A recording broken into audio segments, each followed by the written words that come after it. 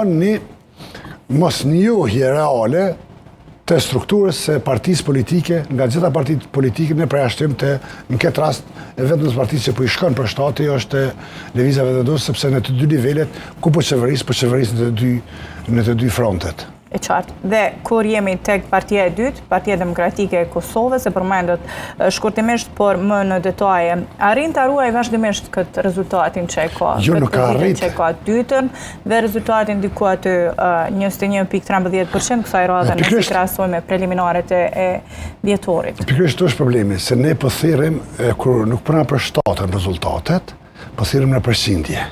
Unë e di që në bazë të përqindje ndahen mandatet. Por 150.000 vota, asnjëherë në historiku në PDK-s nuk ka qenë më keq.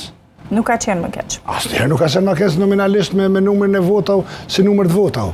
Dhe po të them çtu, 100.000 vota, 130.000 vota, 150.000 vota, veç vjerra setën e ashim thashit në zyre që të vota i ki.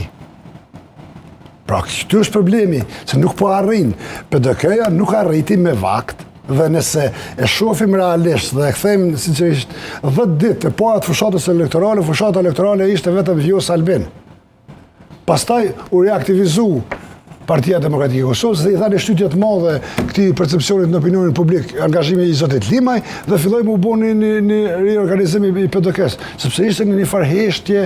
Unë kam vizituar disa prej tubimeve të partive politike dhe ka qenë shumicën e partive politike një farë heshtje, një qetësi, jo entuziazëm, jo organizim. Se ka qenë kjo?